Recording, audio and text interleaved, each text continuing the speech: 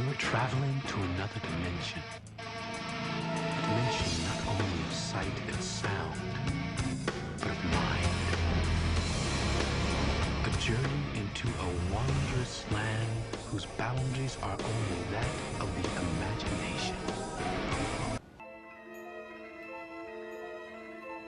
Good evening from New York, I'm Chris Hayes. Huge news out of Washington today. The House has voted to extend unemployment benefits, and with bipartisan support. The question's on passage. The ayes have it. Today, House Republicans finally saw the practical, positive implications for all Americans and voted to extend unemployment benefits. As in so many other times of elevated long-term unemployment, this was a bipartisan vote. Republicans were emphatic about how rough this economy is for working people. Let's put people before politics, and let's put this country back to work. The bill will next go to the Senate, where its passage is all but assured. This is an opportunity for the Senate to return to the finest traditions of this body, where we listen to and fight for the American people. Democrats, who have long championed a benefits extension, cheered the House's actions.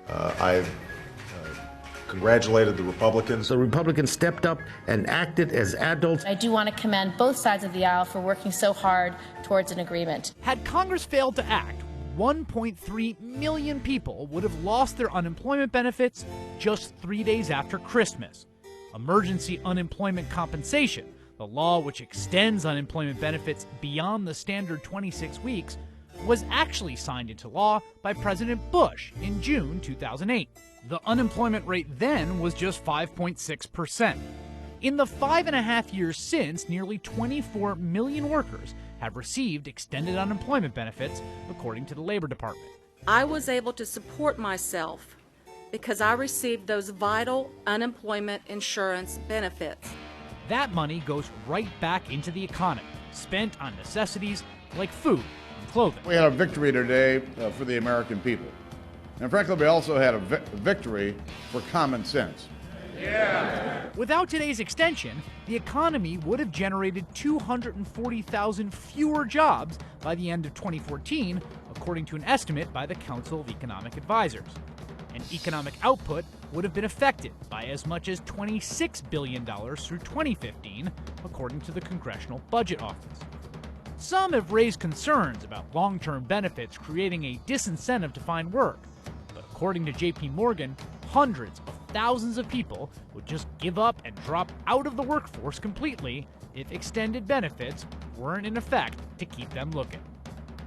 Today, the House took a big step towards helping the unemployed get back on their feet. Democracy in action is a beautiful thing.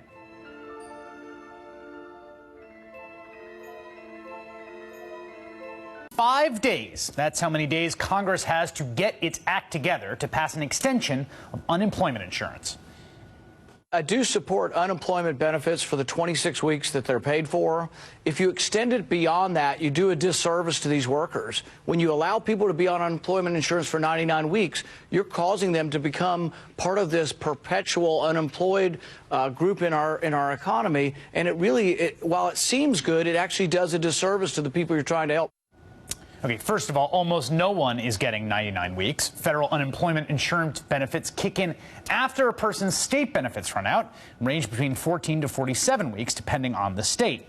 But Senator Rand Paul is trying to provide a GOP rationale for allowing those benefits to expire. Without the extension, far too many Americans are headed toward a cruel holiday surprise. Of course, it does not have to be this way.